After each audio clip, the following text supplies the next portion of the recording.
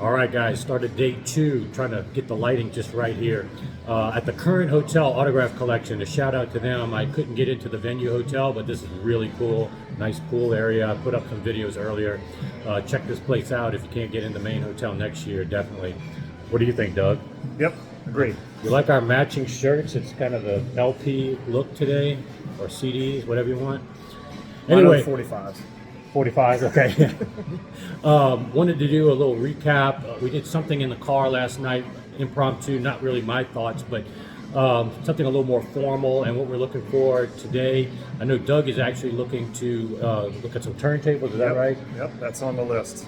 And last year he did buy some things at this show, the Army Babyface, the Kirmus record cleaner. Yep, so still use that. You know, these shows serve a practical purpose as well for finding things that you're in the market for.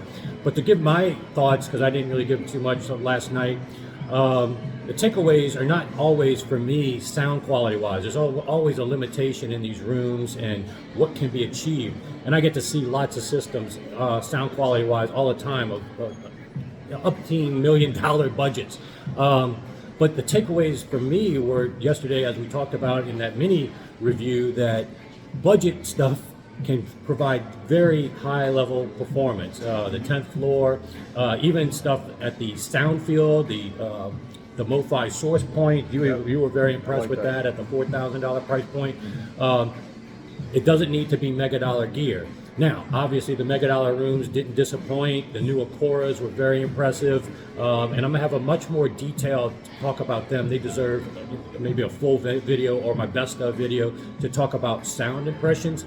But one of the things, and as well as the MBL room, great as usual. The Lanchet, the high-end by Oz room didn't disappoint.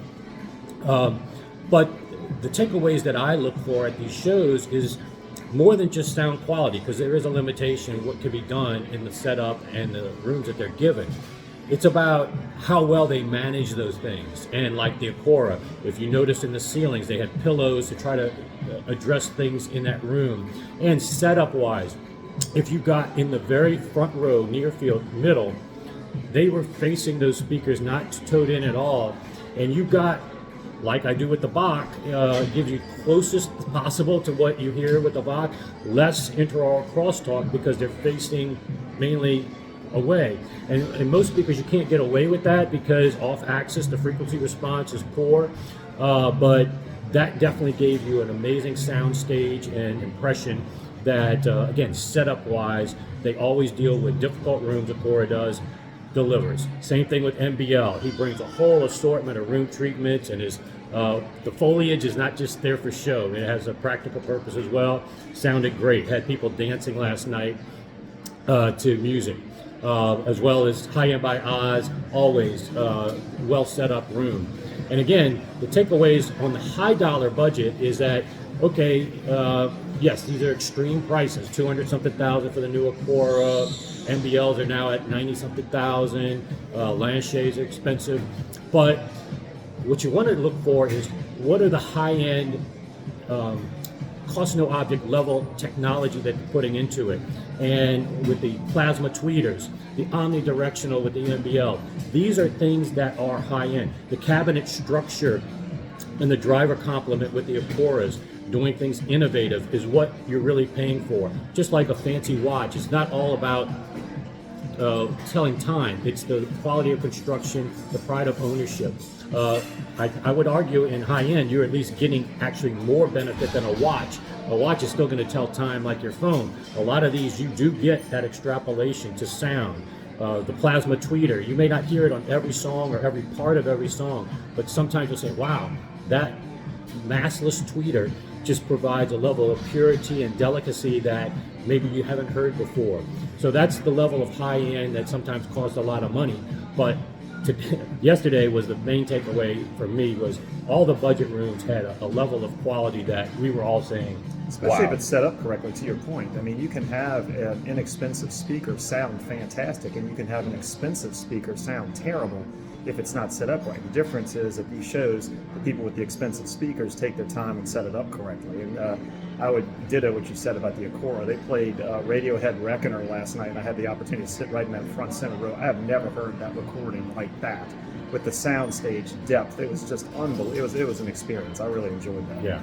And Doug's getting the box, so he'll get something very similar, Excited. if not even more, very soon. But another point to this whole theme is that the Source Point room, again, the Source Point 10 is a great speaker, but if you notice in my video, I paid attention to those room treatments and those room divider type room treatments that they had. And those things make a difference. Trust me, guys, with the Bach and redoing my system after JR came in, just even small turns of my ASE tube traps not only make an audible difference, but they also make a measurable difference. So seeing people that put that extra attention into room setup, positioning of speakers, and thinking everything through are the kind of things that I look for at these shows, other than just sound quality and pressure. Because sound quality alone can be dependent on what song they're playing, what volume, noise floor in the room, so many. Did you get the sweet spot? Don't judge a speaker if you're not in the sweet spot. I can tell you yesterday, I was not impressed by one room. I can't think of it offhand. But then when I got in the sweet spot, totally different impression. So Also the recording itself, like how good the recording how good is. the recording is. We don't have time to request every song that we want, spend a half hour in every room. So those are the important takeaways, more so than saying this speaker sounded the best when I was in that room. But again, shout out to almost every room yesterday was high quality. Look at my individual videos. I'm going to have a wrap up, end of day 2, and then a final wrap up as well. So see you back here soon, guys.